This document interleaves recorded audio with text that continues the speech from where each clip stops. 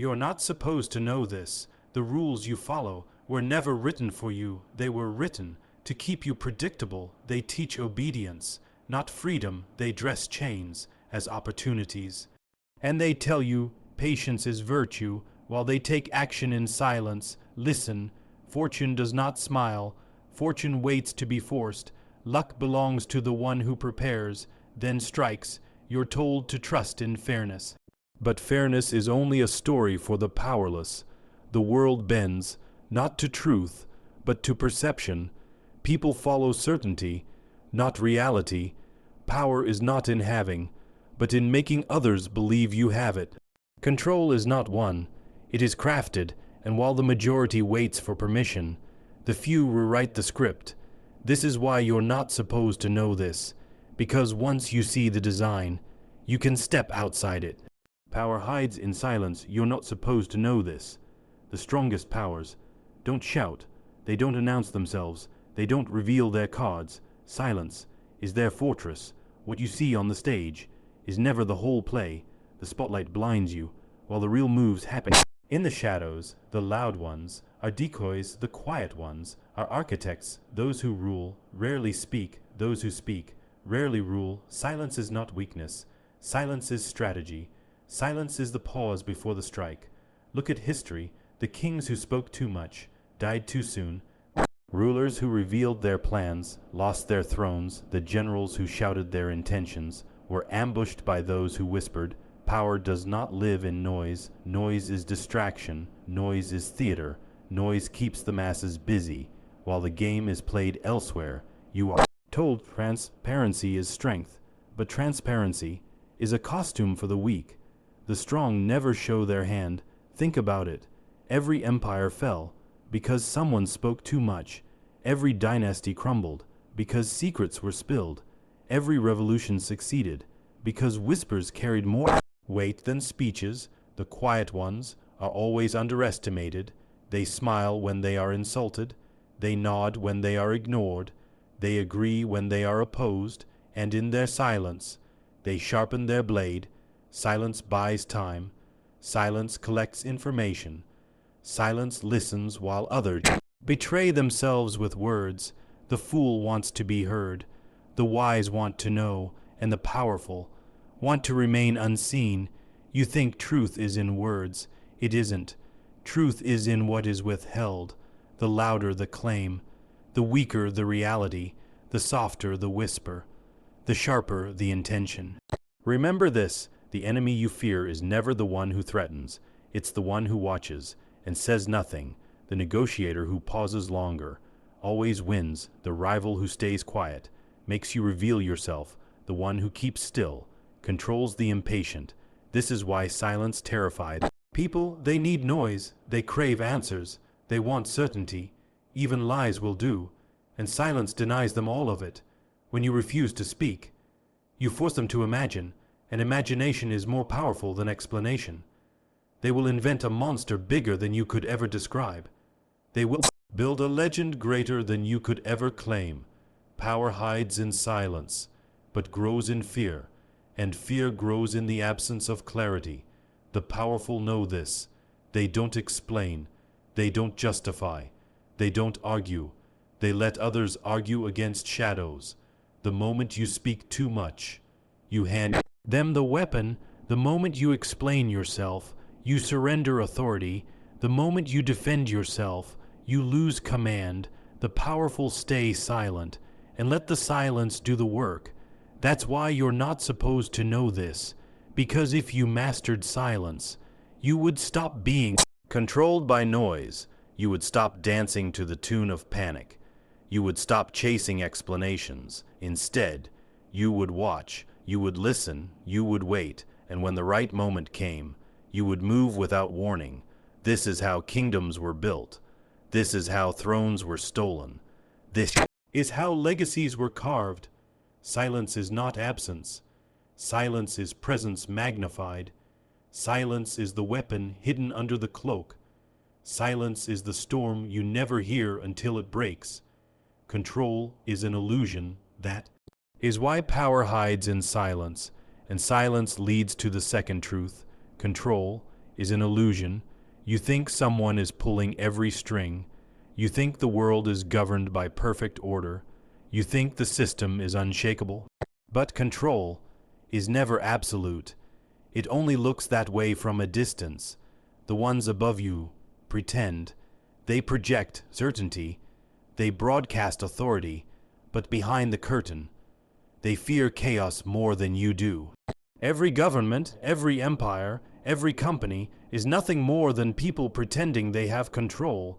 They issue laws, they sign decrees, they enforce rules, but each order they give is fragile. It works only as long as others believe it works. Control survives on perception, and perception is smoke. A crowd of thousands can obey a single soldier, but if the crowd realizes the soldier is only one man. Order collapses, control feels real. Until it's tested, it feels permanent. Until one small crack appears, and when cracks appear, collapse spreads faster than truth. They don't want you to know this. Because once you see the weakness, you stop fearing the surface. Once you see the illusion, you stop kneeling to the stage. That's why silence is so dangerous. The silent man doesn't fall for appearances.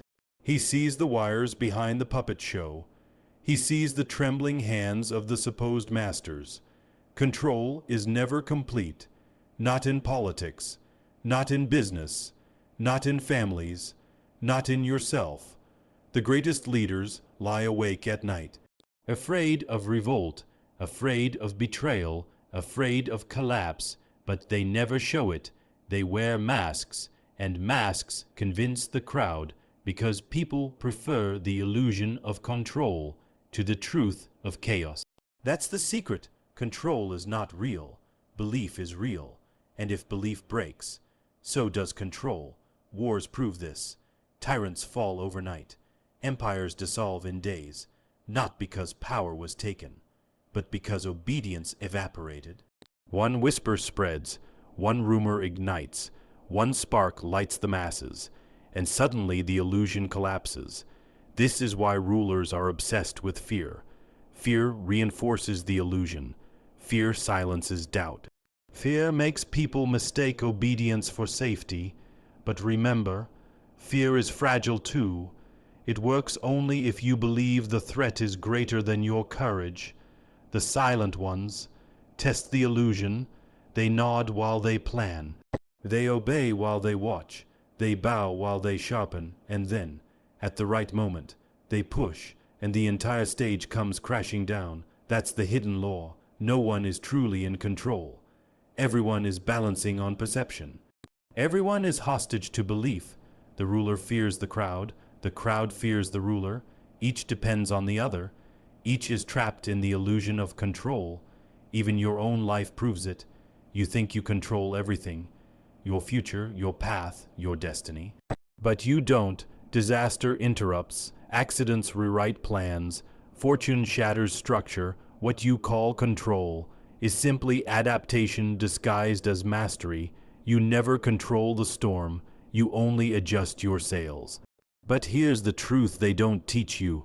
If you stop chasing control and start mastering perception, you shift the balance because perception is stronger than order. Perception bends reality. Perception builds obedience. That's why the ones in silence become powerful. They never waste energy trying to control everything.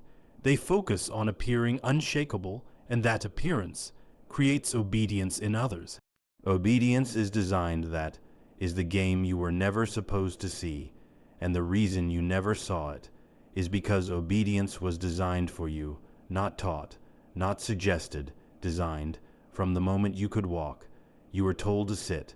From the moment you could speak, you were told to stay quiet.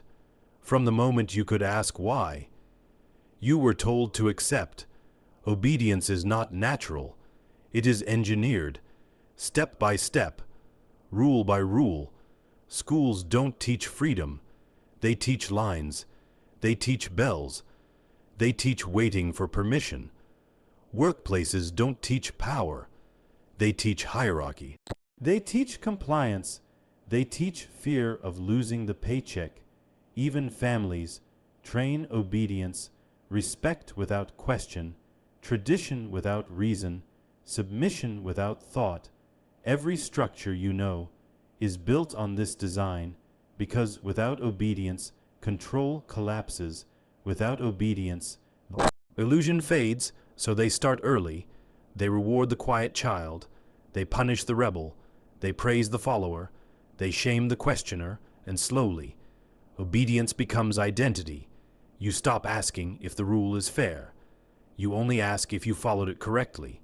You stop asking who gave the order. You only ask how fast to comply. That is not accident. That is design. Systems survive by shaping humans into servants, not by force, but by repetition, not by chains, but by habits, not by guards, but by the mind. You think you are free, because the cage is invisible, but the cage is your conditioning. The truth is, most people don't need to be controlled. They have been trained to control themselves. They censor their own thoughts. They police their own actions. They punish their own rebellion before it even breathes. That is the highest form of power, not to chain the body. To program the mind, you were never supposed to notice this, because the obedient don't question, and the questioning don't obey. But once you see it, the design reveals itself everywhere. Look at armies. Soldiers march in perfect unison, not because they love war, but because they were trained to equate obedience with honor. Look at corporations. Workers grind through hours of labor, not because they enjoy slavery, but because they were trained to mistake loyalty for survival. Look at societies. Citizens obey laws they never agreed to, not because they trust the rulers, but because they were trained to confuse obedience with morality. This is the invisible hand, the hand that doesn't strike. It molds, it doesn't kill. It conditions, and the cycle repeats. Obedience creates stability. Stability creates order. Order sustains the illusion of control.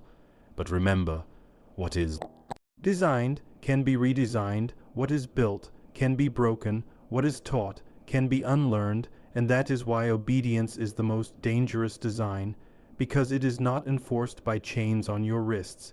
It is enforced by chains on your thoughts, the silent ones. See this, they play along in public. They bow when expected. They salute when required. But inside, they refuse the program. They keep their mind unchained. And when the moment comes, they break the pattern. And when they break it, they awaken others. That's how revolutions begin, not with weapons, not with numbers, but with one disobedient thought, spreading like fire, and fire burns designs to ashes. That is why the system fears silence, because silence might mean agreement, or silence might mean defiance, and they can never be sure. Fortune favors the calculating. You start being the one who rewrites it. And when you rewrite it, you discover something else. Fortune is not random. It is not blind. It does not fall from the sky. Fortune favors the calculating. The world calls it luck. But luck is only the name given by the lazy to the victories of the prepared. Opportunities appear to everyone, but only the calculating are ready when they arrive. The untrained call it chance. The trained call it timing. The calculating call it design. Fortune is not a coin toss. It is a test, and most fail, because they wait instead of prepare. Think of those who rise. They did not stumble into success. They sharpened their blade long before the battle began. They studied the map before the war was declared. They positioned themselves before the storm broke. That is calculation. The obedient wait for opportunity. The calculating create it. The obedient pray for luck. The calculating corner it. This is the reason systems praise patience. Patience keeps you waiting. Calculation keeps you moving. Patience without preparation is paralysis, but preparation without patience is disaster. The calculating know the balance. They act when others hesitate. They wait when others panic. That is why fortune bends toward them. A man who prepares a field is not lucky when the harvest comes. A soldier who trains daily is not lucky when victory is swift. A thinker who studies silently is not lucky when others call him wise. Fortune is not magic, it is mathematics. Every risk weighed, every step measured, every silence chosen.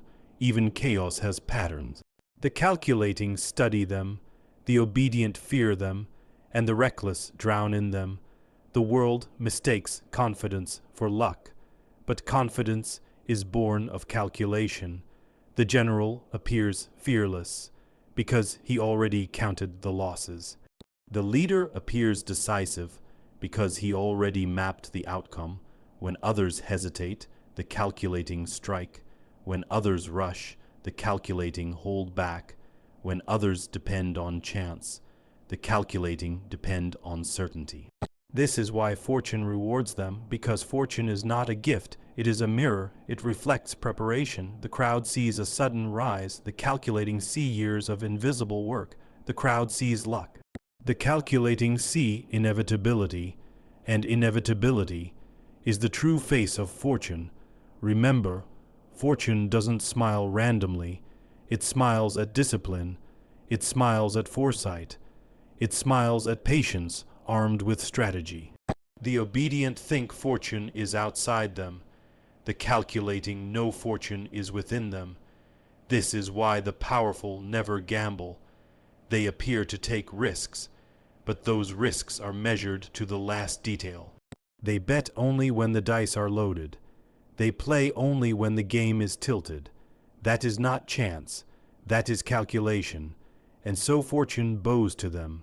This is what you were not supposed to know, because if you stopped waiting for luck and started building it, you would no longer be manageable, you would no longer be desperate, you would no longer be blind, you would see what others call miracles. As mechanics, you would see what others call fate. As foresight, you would see what others call chance. As consequence, fortune favors the calculating, it always has, it always will. Strength comes from perception, you stop chasing fortune, and fortune starts chasing you, but fortune alone is not enough, because fortune without perception is invisible. Strength comes from perception, not from truth, not from muscle, not from possession, from perception. People follow what they believe is strong, not what is strong. Belief outweighs reality. A man with gold is not powerful if no one knows he has it. A king with armies is not feared if the armies look weak. A leader with vision is not followed if no one perceives his certainty. Perception is the currency of strength. This is why rulers perform. Crowns shine brighter than steel. Thrones are built higher than soldiers. Processions, ceremonies, symbols, all designed to shape perception. Because perception creates obedience faster than force. You can conquer a city with an army, but you can rule it with an image. Fear itself is perception. Fear is not the weapon in the enemy's hand. Fear is the shadow it casts, and shadows grow larger than reality. That is why perception always beats truth. The truth is small. Perception makes it colossal. Consider this: a general loses half his army, yet walks out smiling. The crowd believes he is invincible. A merchant loses his fortune, yet spends lavishly for one more month. The city believes he is richer than ever. A leader doubts inside, yet speaks with certainty. The people believe he is unshakable. Strength is not in the wound. Strength is in how you hide it. The calculating know this. They use silence to veil weakness. They use timing to turn chance into strategy, and they use perception to make strength appear limitless. Even history remembers perception more than reality. The myths outlive the facts. The image outlives truth. The legend outlives the man, because strength, once perceived, becomes strength in itself. The crowd does not measure reality. They measure appearances. They follow what looks certain. They kneel to what looks inevitable. This is why illusions rule, because once people believe in your strength, they supply it themselves. They amplify your image, they spread your legend, they enforce your myth, and suddenly, perception becomes reality. You don't need to be the strongest. You only need to appear stronger than the rest. You don't need to control every piece. You only need to look like you control the board. You don't need to know every answer. You only need to speak as if you do. The world doesn't demand strength. The world demands the illusion of strength, and those who master this never lack power. Think about it. The throne is just a chair. The crown is just metal. The uniform is just cloth. But together, they project authority. People don't bow to the man. They bow to what they perceive. This is why perception is the final weapon. It requires no army, no treasury, no chains, only belief, and belief spreads faster than any force. That is the secret. Behind stability, systems last not because they are strong, but because they look strong. Leaders endure not because they are flawless, but because they look flawless. Empires rise not because they are eternal, but because they look eternal. But perception is fragile. A single crack can break it. A single doubt can unravel it. A single whisper can collapse it. That is why the powerful guard perception more than truth. They silence critics. They punish rumors. They bury weakness. Because once the image falls, the structure falls with it. Strength comes from perception, but perception must be crafted, fed, protected. The silent know this. They reveal little. They show only what they choose. They let mystery do the heavy lifting. And mystery is the sharpest perception of all, because the less they know, the more they imagine. And imagination always paints you stronger than you are. That is how strength is built, not in reality, but in the minds of others.